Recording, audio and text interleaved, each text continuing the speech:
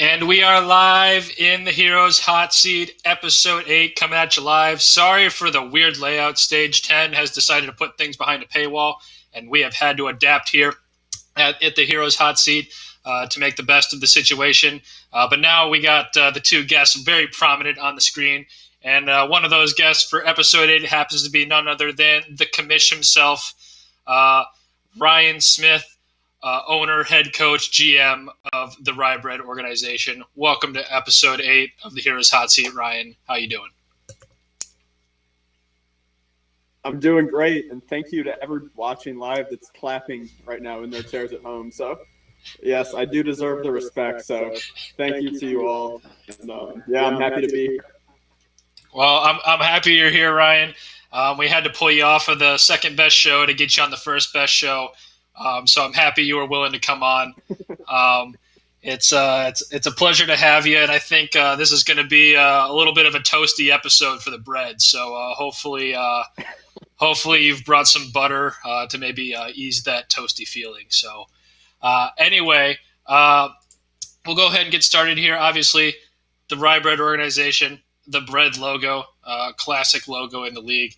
Wouldn't say the best. I think the Creamers kind of got that one taken care of, but it is a logo. We'll kind of get into more about your name here in a second. But first, Ryan, I'd like to welcome you to the hot seat. It's gonna get toasty. Like I said, the bread might be a little charred after this episode is over. So hopefully you're prepared. So anyway, bread's made to be toasted. Absolutely. Absolutely. I think it's better toasted, to be quite honest. But anyway, we'll go ahead and get started here with the hot start, Ryan. This is where I just give you a minute to say whatever you want to the league. If you need to put another owner on blast, if you gotta let the league know something, if you gotta tell Kevin that his mother stinks. I don't know what you gotta say, but this is the time to just let the league hear it. All right, let's freaking do this thing, man. Hey, this is the commish, so I might be going over a minute. This might be 5 minutes, this might be 10 minutes. But you're lucky the commish chose to come on the show, so he will do as many minutes as he wants. First thing, as I said, Monday Night Commish, I was going to debut some merch from a team that was not the Rye Bread. So here we go. We've got the Vegas Koala merch right here. Oh, wow. Got the Nevada outline. The koala on the navy crew neck, it's pretty nice piece, I have to say. Yeah, that's pretty good. Of the koalas, we have lines, so I will rock his merch. So there you go. There's 2 out of 12 teams with official merch. Myself and the koalas. If you want merch or you're interested in it, you got to hit me up. Yeah, text me. As I said, the only team that will not have merch made is the Dynasty champions, because it does not sell and it does not make the league look good. So I'll leave that there. Good to know. Good to know. Second thing, let's talk about the matchup tonight. Let's put the matchup going on right now. Me and the Green Machine. I'm going to turn I think I'm echoing a little bit. I'm getting texts that I'm echoing. Let me turn my volume down a little bit. Okay. So, me and Alex, guys, this is the story of playoff experience versus no playoff experience. You see me with the Keenan Allen sit. I mean, that's a championship level move right there. I don't know who else has the discipline to sit someone like that. I mean, he has 2.6 points, but the thing you just don't start players when they're comfortable, and then the coach says they'll be limited in the game. It's just a recipe for disappointment. So that's going to look like a very good start when it's all very good sit when it's all said and done at the end of the night. And then we have the big mistake by Alex starting Derek Carr. I mean, what are you doing starting Derek Carr in a playoff game? Last time Derek Carr was starting a playoff game, it was Shinwoo, I believe, in like 2015, 2016, and he ended up like breaking his leg. So we all know Derek Carr was injured in week 15. You can't make that mistake, Alex. Terrible job, but that's when I happen, man. When I place someone in the playoffs, they tend to make mistakes. The pressure gets to them, which I guess makes sense. So it kind of sucks, but Alex is setting himself up for the loss there. And he even, I think I broke his will. I mean, he posted on the Discord let me see if I can pull that up. What was the message? I think he said, "Wow, Merry Christmas, Ryan. See you in third place game." Yeah, he's gave up. Yeah, so there we go. He's either given up or he's trying to put some bad juju into the chat to mess with your team. So one of those things is going to happen. Hopefully for your sake that it's the first one, but yeah, that's a tough blow for the Green Machine organization. So we'll see if they can recover, but it's going to be awfully tough. So, anyway, thanks. I fully intend on killing him in the QB1 spot this week with that injury happening. Absolutely. Well, thanks for that hot start, Ryan. That was definitely spicy. Putting Alex on blast, debuting some new merch. I like to see it. But enough of you getting the spotlight here, Ryan. I'm done with that.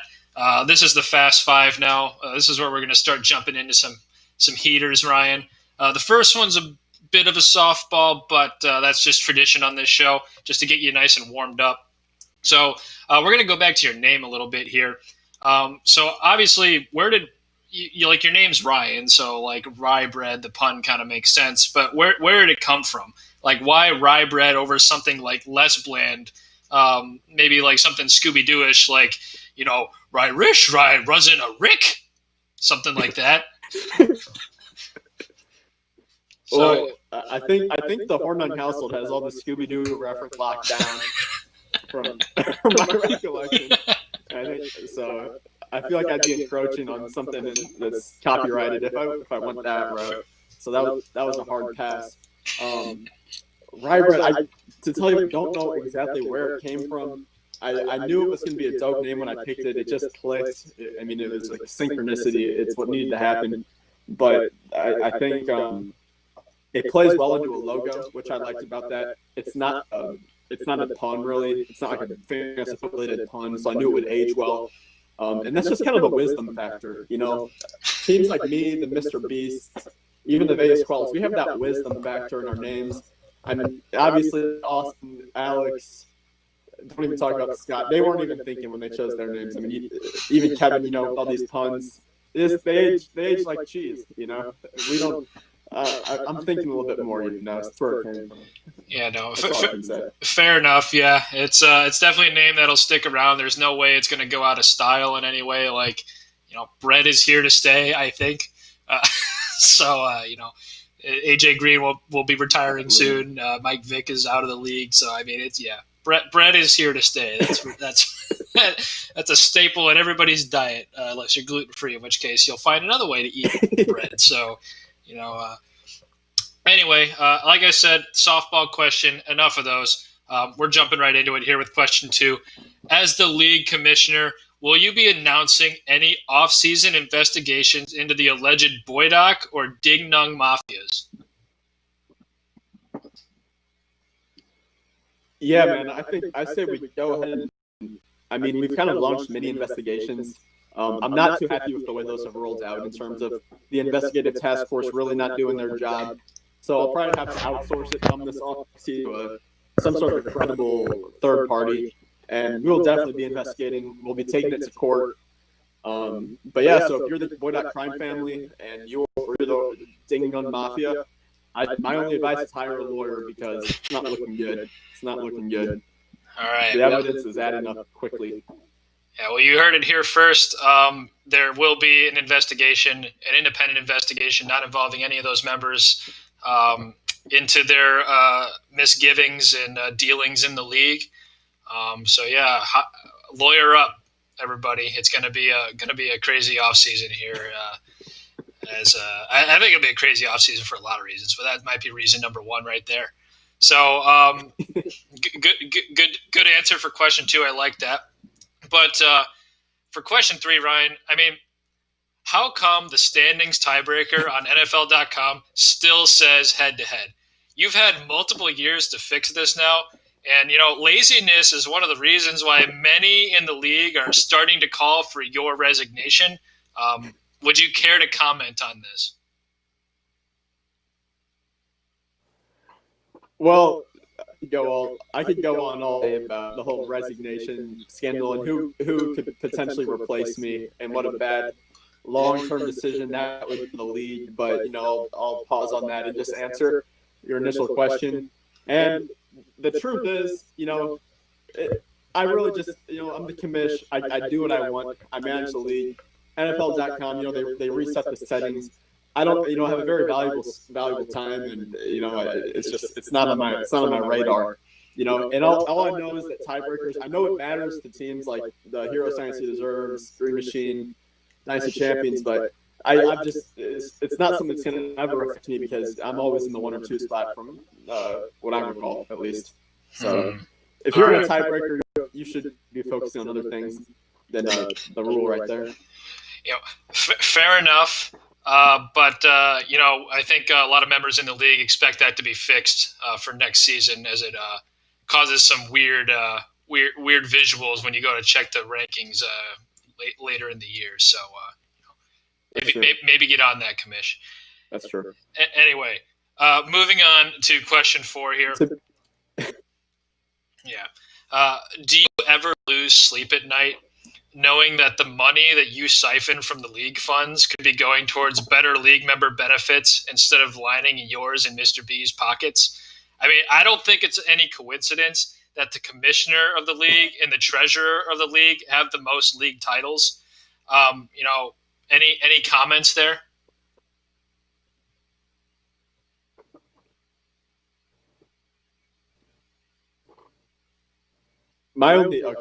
Yeah, for sure. My only comments is that this league has made me a very wealthy man. I'm probably by a substantial margin the richest person in this Dynasty league. When you factor in, my profitability every year in this league, it pays my rent, it pays the insurance, and then on top of that, it pays for the clubs and the private jets. So I don't have any say for the money that I skim off of the bottom. The teams don't make the playoffs, whatnot. So I'll leave that one there. I mean, we have plenty of bonuses. We have bonuses and ways to make money for this. I'll tell you one thing though. I'm no sympathy at all for me taking the highest differential bonus this year, which is quickly stacking up. I'm going to gladly accept that, barring a miracle in Week 16 from, I guess, some other team taking it from me. But that should be the sweetest money I've ever received in my life.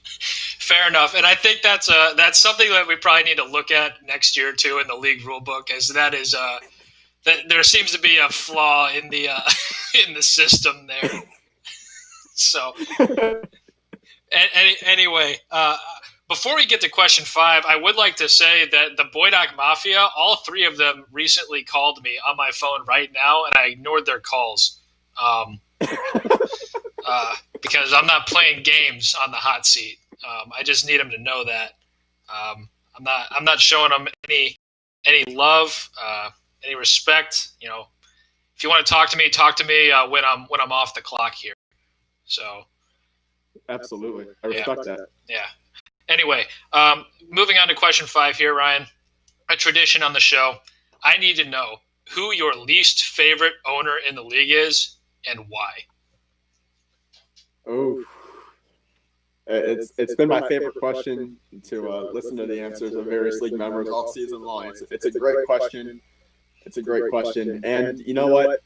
I'm going to kind of fudge the rules on the question a little bit when I answer. And this has honestly changed probably within the last week, but I'm going to go with the Boydock family in general. The Boydock family is getting on – they're on my bad side, man. My bad side. First of all, all right, we'll start with the youngest, and I guess we'll work our way up or something like that. CB, you take some of my best players off my team in the expansion draft. You take Kelsey, you take Gurley. You managed to get Woods. I don't remember who took Woods or not. But you take my best players, and you make the playoffs. But then you lose in round 1 to the – and you could have beat the guy who, if you would have beat Scott, I would have had this overall pick. So, I mean, it's like everything you do does not help me. So, CB, come on, man. You had 2 chances to beat Scott. Just send him to keep him out of the playoffs. but you couldn't do it. That really irks me. AB, I mean, what else can I say? Look, if you look at the league today on NFL.com, you can see Alex made a transaction. He goes and adds Tyron Johnson as soon as he sees the Keenan Allen news. Wasn't supposed to play. And first of all, Alex, there's no chance in hell I'm going to start Tyron Johnson. That was a total troll move, and it really pissed me off. So I guess it worked, and it got to me. It pissed me off that the fact that he thought that it would work. But it was just a dumb move. He dropped Tyron Johnson an hour ago. It's like, what the hell? And then Mr. Boyd, I mean, you're the one that you're the father, so you should have raised your kids better. All right. Well, you heard it here first. Mr. Boydock is a bad dad. Chris and Alex are bad sons. So there we have it. Straight from the commish himself. Absolutely. Well, this has been fantastic. Fast Five section. I like it. But we're jumping right in to my favorite section on the show, and that's Guest Pepper, where we have all the league members write in questions for you to answer for them. We had a little bit of a snafu earlier today where the Dynasty champions accidentally sent their Guest Pepper questions to Rye Bread instead of me. So he knows those in advance. Whoever's running the social media team for the Dynasty champions probably deserves to get fired. But anyway, we'll power through nonetheless. So we're going to start off with two questions from Alex here. Alex wants to know, what are your 3 keys to beating the Green Machine this week? Ooh, that's a good question. What are my 3 keys?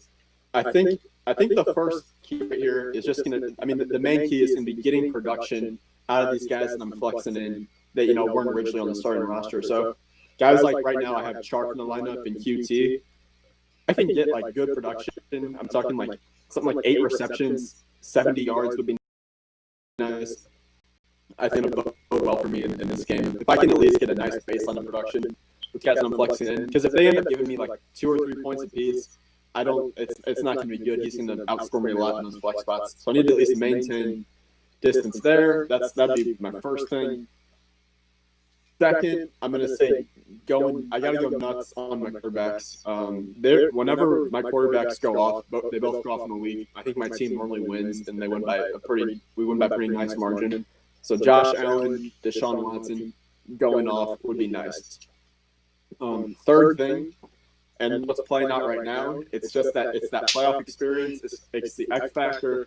It's making the right sits and starts, and it's watching your opponent make mistakes. So we obviously see that playing out right now, and that's the third one. But I can't lie, I'm going to be honest. AB's got a great team. They are red hot overall, and I don't think that Derek Carr just getting injured is going to ruin his chances. I think it's still a pretty sweet game. I mean, CB had the line -10 or something like that by this afternoon, and losing Derek Carr probably evens it out, I guess, if anything. Maybe gives me a little bit of advantage, but it's still a close game. Mm-hmm. All right, his second question, obviously it's kind of moot now, but when the line was plus 9.5 for you, Alex wanted to know how much you suggest that people wager on the bread at plus 9.5. I think that's a good opportunity if you want to make some money right there. But I mean, you don't get many chances with my team in plus money, and that's just a fact. It's probably not going to happen. It might not happen. It might not happen for a couple of years. It's like Bill Belichick or something getting plus points during the Tom Brady era at home. So when you see that, you probably want to snatch it up. But I think it was a fair line based on the injuries and whatnot.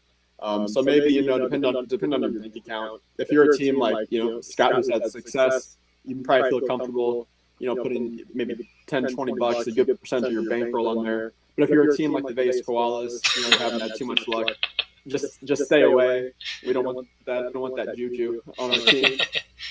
Fair enough. Okay, so next question here is from Chris. We're just going to hit all the Boydocks here in a row for you. So you've done historically well against the spread. Currently, your team's 5-1 at hitting your spread or beating the spread. However, this is the first time that your team is an underdog So will you be able to perform from the underdog position as opposed to being the favorite?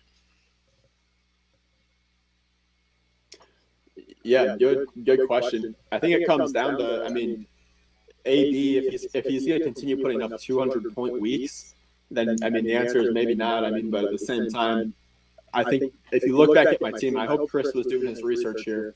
I'm just going to go to the league homepage and get these numbers real quick from the last weeks of my team. But you see, it goes 138.16, 12, 130.24, and 148 last week. So it's a little bit of a positive trend. And in these games too, there's a couple little anomalies. I hope Chris did his research. You have things like Edwards Hilaire playing, but really playing, with that being based on my RB1, putting up 0 points, out of something that was just a weird coaching kind of situation where, I would never have started him if I knew the game plan there for the Chiefs. You had things like Noah Fant, I guess, getting sick in the first drive or so of the game and leaving the game, so that was another 0 on my team. But I think my team is trending up right now, and I think something like, I mean, even though I had some injuries this week, I think my team's, got to be somewhere in the 150, 160 point range for this week based on, having a healthy team for the most part, at least people that are starting right now. And I think anytime you have a team that's, projected to go about 150, 160 plus money is probably looking pretty good. Sure, yeah. I think the winner of this matchup is going to need to put up like 160 to make it happen. So I think it's a fair assessment there. So this question came in from both Chris and Mr. B. They want to know, who would you rather play next week if you were to win this week? Would you rather play Scott's team, or would you rather play the Beast? Okay, man, I'd love to play them both. Mr. Beast, I mean, league history, 2014, I guess it was the first year of the league, was the Rye Bread. I guess I was the Heisenberg at the time, technically, but the Rye Bread Mr. Beast matchup, where I put him down. I got that dub, that first championship. So I would love to rematch. It kind of makes sense to have a rematch. That was the first year. This is kind of the second, I guess, like year for the league in terms of like the expansion and everything that's happened for us. So it's kind of another marked. This will go down in history for various reasons. So I would love to play him for the historical factor. But the thing about the Dynasty Champions is that guy just doesn't know how to shut up, sit down, be quiet. So I would love to be the one that can put that guy in his place and just, send him to the bottom of the standings for the next 5 seasons based on that cap situation. So I'll take either is my answer. Fair enough. So the next 2 questions, speaking of the Dynasty Champions, come in from the Dynasty Champions themselves. So Scott wants to know, will you finally admit that the Dynasty Champions are the greatest sports organization of all time? And before you answer, I will just acknowledge that he wrote this question in. I don't know where he's coming from. You don't have to answer it if you don't want to. It seems very like a stupid question. But, feel free to answer if you have anything to say. So you're saying I can pass on this question? Yeah, you can pass if you want, but if you've got something to tell the Dynasty Champions, now would probably be a good time. I think it might be time for the other, besides Dynasty Champions, the other 11 members to maybe sit him down for an intervention. He seems like he might be getting a little delusional. I'm really worried about the mental state of Dynasty Champions. So that's all I'll answer for that question. We need to sit that guy down and see what's going on. Fair enough. Yeah, he's all that risk going into this season is probably getting to his head a little bit. Just gotta take a chill, Scott. Anyway, his second question is more geared towards your team. He wants to know, without making excuses, can you explain why your team has sucked for several weeks in a row now? Absolutely. Well, let's just say the assumption of that question is false. Because since week 5, the Rye organization has only lost 1 game. I don't understand how that constitutes, not being good for the past several weeks. We've been as, or even more successful than the Dynasty Champions themselves, they've been the best team. So I think we've been doing okay. I mean, just the fact of being able to crank out these wins without a couple of the best players in the league, I think speaks to the managerial abilities that I possess. So that's my answer to that question. Fair enough. Fair enough. Next one comes in from the Beast. He wants to know how will you feel when you don't have the most championships after this season? I'll tell you what, that would really hurt. I would hate Troy to have to sit in the Boydock basement for another season. I mean, this championship, man, it means so much to me. It means so much to me. I want this championship more than anything else in my life right now. And if I have to see Mr. Boydock hold on to that thing for 2 consecutive years, and even having CB in the house, you see him touching the trophy. That really pisses me off, man. The Boydock family they kind of take joy in each other having the trophy. So yeah, I don't want to see that for sure. That'd be, but I'm here to put a stop to it. Fair enough. Yeah, sounds good. All right, next two come in from Austin here. He said last week you would have lost against all playoff opponents with the exception of the expansion team, Chris. Has that rattled the nerves at all? That's absolutely fine. I knew my team was going to be a bye-week team, so we didn't – the Rabbit organization in our preparation throughout the season, we never intended to play in Week 14. So when we were building our team, getting draft picks, we did not draft with Week 14 matchups in mind. So, that's the reason we didn't – that was basically our off. We let our rest up a little bit. So, no, that doesn't mean anything to me. Gotcha. Yeah, I guess last week was just a walk through at the hotel and go back to your rooms and call it a night. So, very well, very well.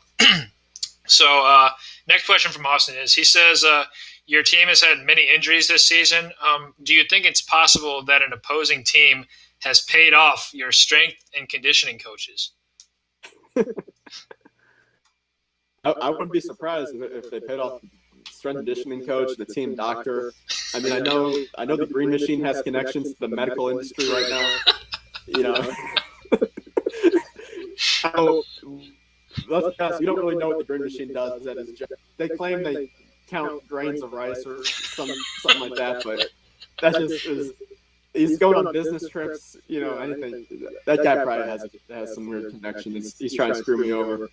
Yeah, so. Fair enough. And I'm that guy. Yeah, I'm willing to bet that somebody paid off my strength and conditioning coaches as well, because Barkley, Dak, Galladay, Godwin. I could just keep listing them off here, but yeah, it's been a rough year for some of the supposedly high caliber teams in the league. So it's been rough, and I think that should probably go into that Boydock Mafia investigation when the time comes for that. So for sure. All right, the next two questions come in from an anonymous source. So nobody wanted to put their name behind these, so they're not really saying them with their chest here. But first question is, they want to know: are you against rule changes that would benefit some of the league but would hurt your team? Okay. I'm for any rule change that makes sense overall for the league. That's a question that I feel like I'm being set up to, whatever the next question is. I feel like that question is setting me up. I don't know what rule change would be worse for my team but better for other teams, unless it was something like some weird socialist type of program where we redistribute wins. That would obviously hurt my team. So there are some things I would be against, and I'm sure that who knows where that came from. Sure. I'm sure they didn't have a successful season. Yeah, I think the person that asked this question would be in favor of that socialist policy of win redistribution. But anyway, their follow-up question to this was they wanted to know if you'd be open to lowering the cap.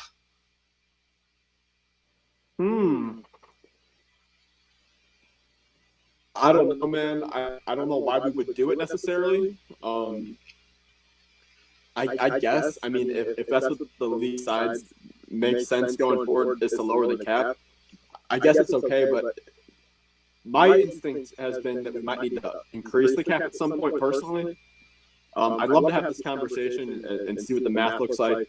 But I think basically what happens is when you lower the cap, you're basically going to increase the turnover in individual teams and make teams have to turn over faster, which is something that I guess I'm technically more against that. I mean, there's obviously a balance between it. Like if our cap was 500, there'd be no turnover at all. You need to find the right balance. I think we're at a good balance right now throughout the last 7 seasons. So I think I'm cool with the cap is. Again, if people make a good argument, I'll listen to it. Sure. Yeah, I think my personal opinion, I mean, even with me having like a bad season, like I guess I have a good cap situation, but like I'm fine where it is right now. I think that we lowered it by $25, which like adding 2 teams in the league, I guess makes sense because you've distributed the wealth a little bit from 10 to 12. So some of those high dollar guys left and went on to the expansion teams, but it is going to start to put teams in a cap crunch more quickly. I think with it at 225 instead of 250. So maybe it's one of those things where it's 225 for now, and then as the salaries re-regulate themselves, then maybe it goes back up. Or maybe if the merch takes off, we have more league revenue and we can raise the cap. So that's a great point. Yeah. We'll see. Maybe if revenue is really bad next year, maybe we have to lower it, but we'll see.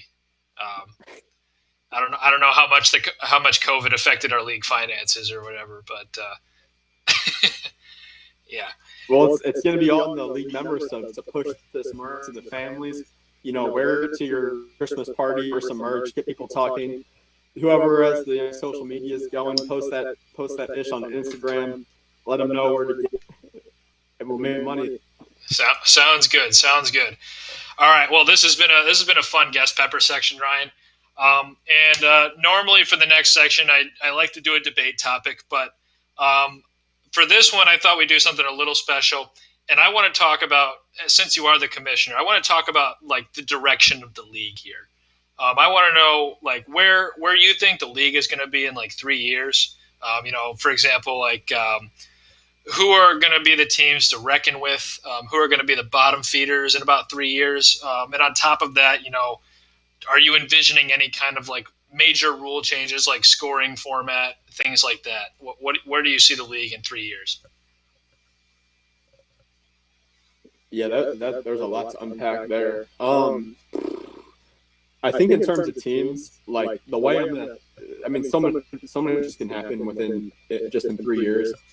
I think it comes to, the GMs that are paying the most attention and doing the most homework are the GMs that end up getting towards the top, in the next few seasons. So when I look at teams, I'm looking at what decisions they're making right now, how intelligent they are, how forward-thinking they are, and everything.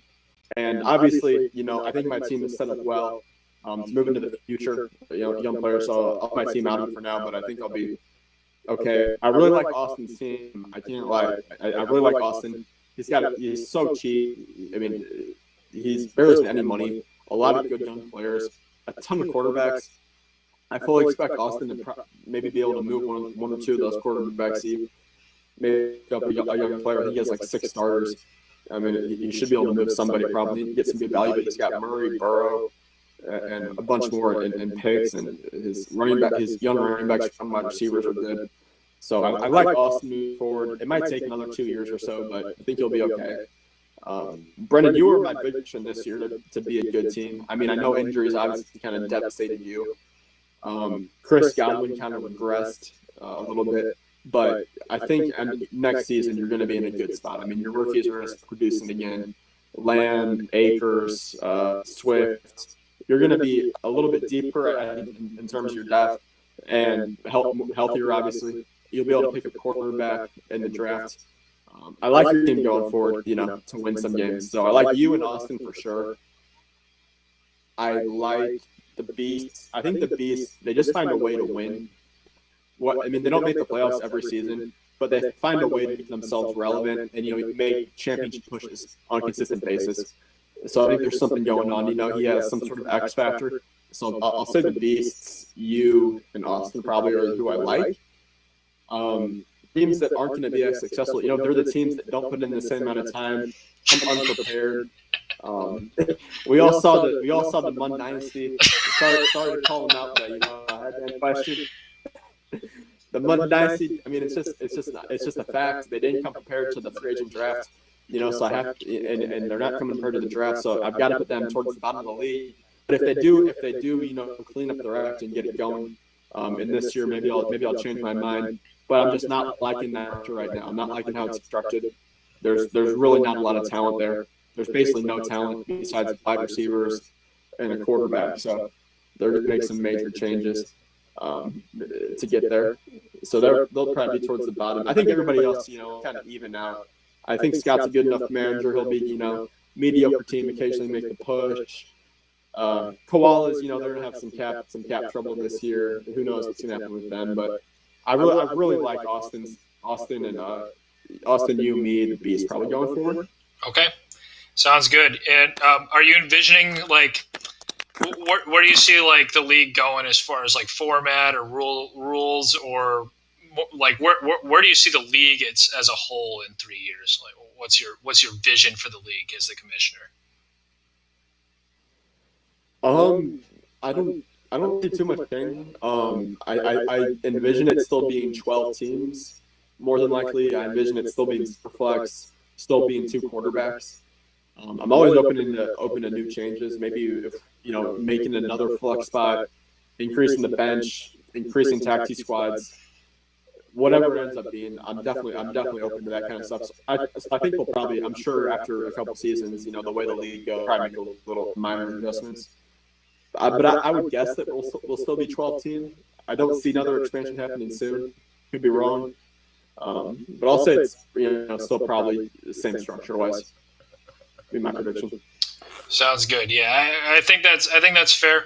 I'm hoping that league revenues go up. Obviously, with the merch, maybe we'll have a Las Vegas draft at some point down the road here.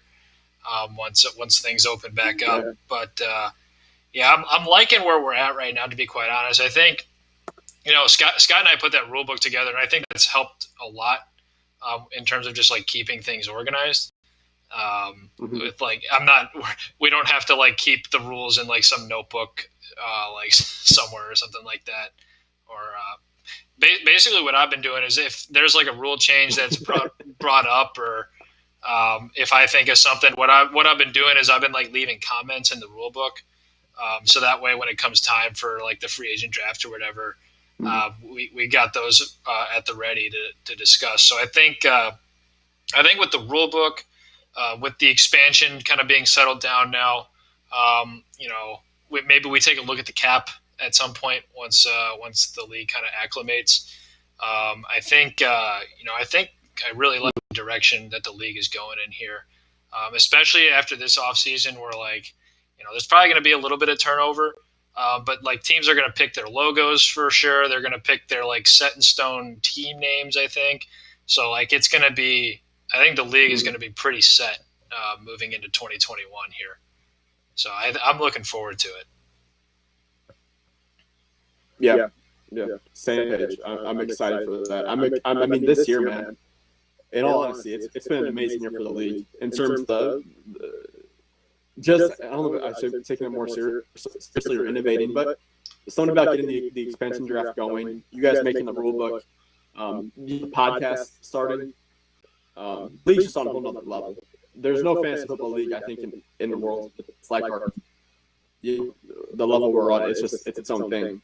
Mm-hmm. So I think we just keep rolling. That's the answer. Keep rolling. Absolutely, yeah. I think this is one of the most unique dynasty leagues in the world.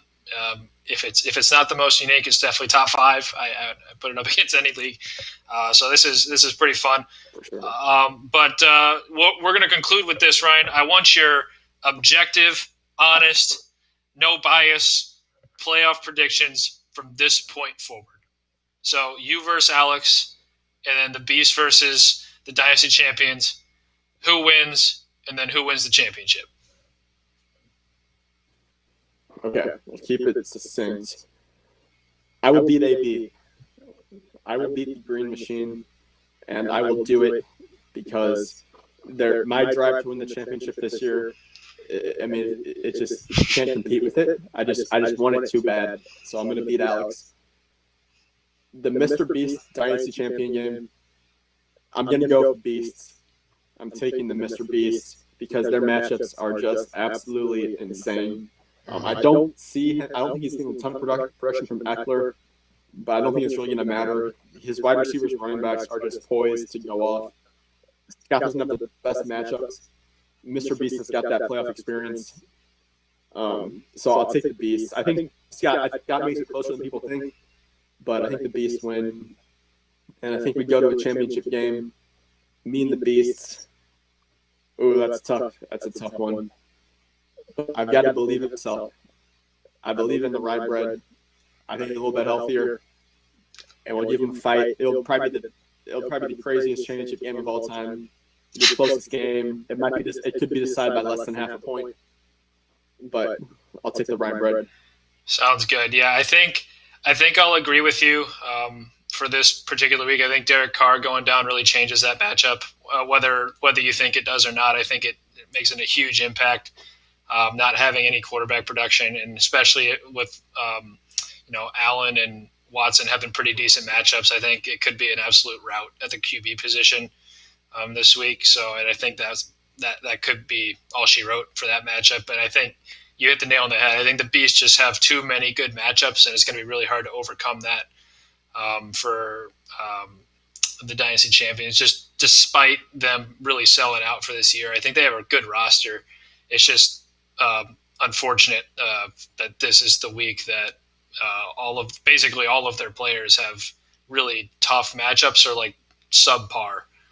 So it's a rough road they're going to need to get lucky basically if they want to take out the Beast. So I'll say you and the Beast. And then the championship game, I think it's really going to hinge on whether McCaffrey is healthy. If McCaffrey is not healthy, I think I got to take the Beast. And if he is healthy, then I think I might take you. Because just your depth at running back is not that great. And if you have to play like a Devin Singletary over like a Christian McCaffrey, that's just a recipe for disaster. So, I mean, it's just it really does hinge on that matchup for me. If McCaffrey's back, then I'll take you. And if not, then I might put some money on the Beast to make some 3-time brews, as much as it pains me. I don't want to see any 3-time brews. So, I mean, either way, there'll be a 3-time. Either way, there'll be a 3-time brew. It's just the trophy is no longer in their basement. So, it is what it is. But I think if we assume that McCaffrey is back, I will take you.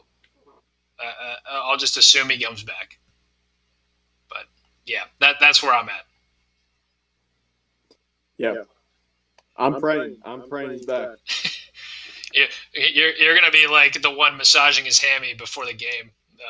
You're gonna fly to Carolina, rub up McCaffrey's hamstring, make sure that he's feeling nice and refreshed before the game, and get him out there. If you're that dedicated, I want to see it. So.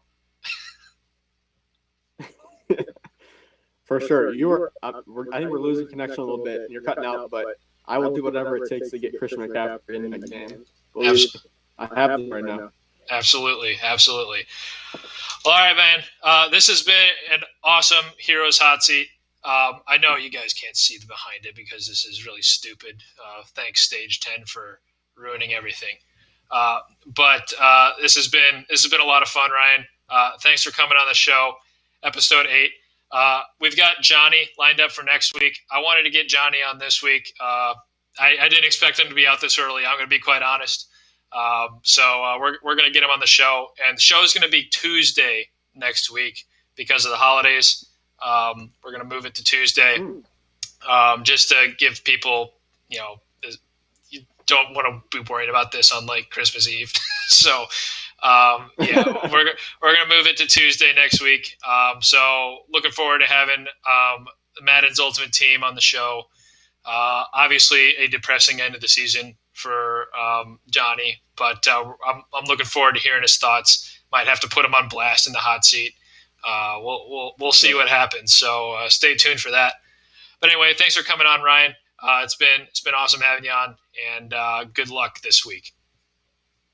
Thank you. I'm glad I didn't need to bust this out right here. I was ready. I see those flames above. I had it ready to go, but the bread got perfect toast right now. I think so. The bread did not burn. Awesome. Sounds good, man. Well, thanks for tuning in, everybody, and we'll catch you next week for episode 9. So, deuces, everybody. Peace.